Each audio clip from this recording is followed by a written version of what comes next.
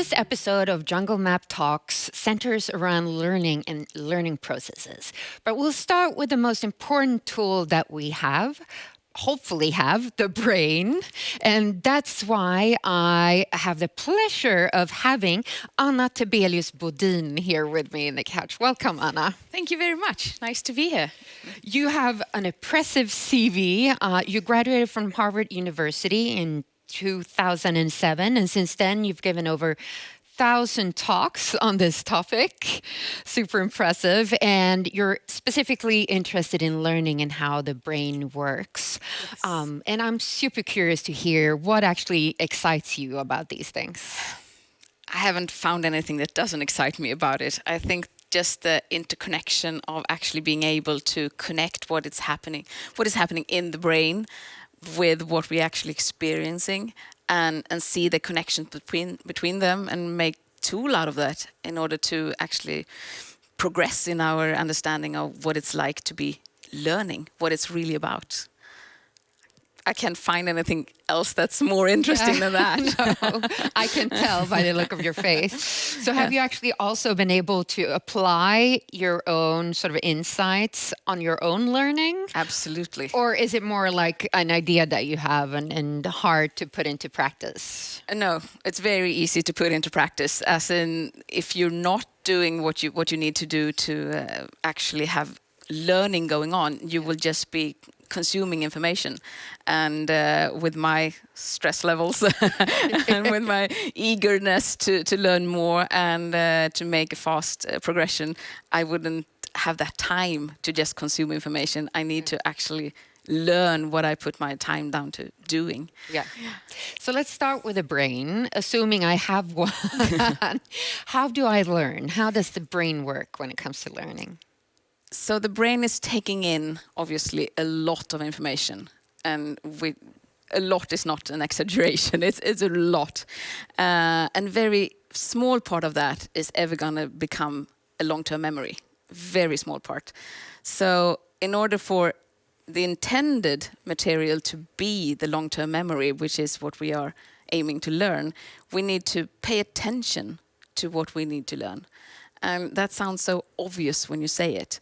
But living in the 2022, lots of people think that it's enough to just be in the room or just be where you can consume, where you can listen, where you can look at something. But it's not enough to just hear, you need to listen. And it's not enough to just to decode text, you need to actually read it, which means you need to have your attention to what it is you're doing while you're doing it.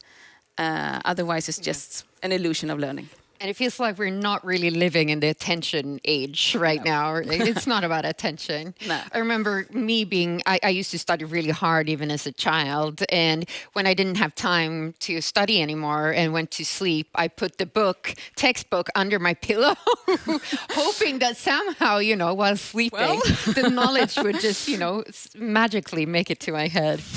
Just one of those memories. You need to go through every method. Yeah. I know. So you talk about consumption versus learning. What is the difference between the two?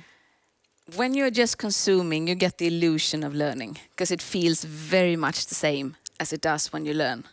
But you don't need to have the attention to what you are consuming. You can just have it in the background, or you can be thinking about something else.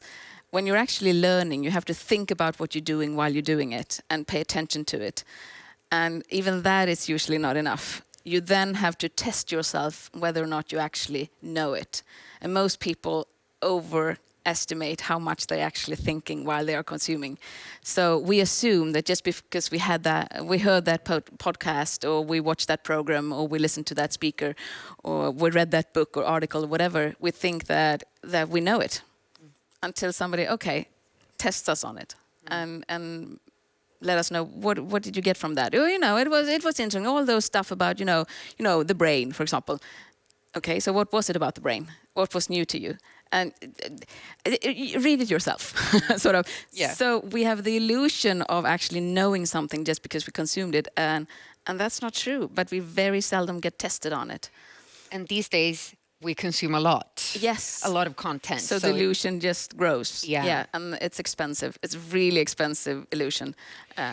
So giving over 1,000 talks on this topic, what's usually like the biggest aha moment for people who listen to your talks? Okay, so the biggest aha moment would be when I actually test them on what I just said. Yeah, so since I'm a hands-on person, Yes. so I want them to actually get the experience of things. So when I talk about feelings, I have them feel things. When I talk about learning, I have them actually learn things, and I want to test them on that.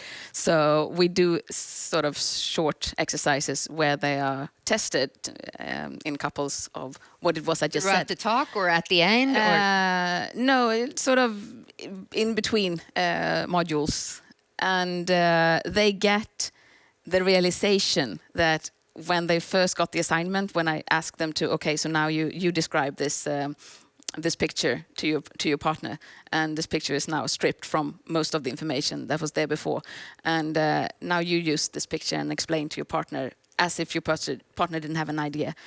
What was that about a minute ago?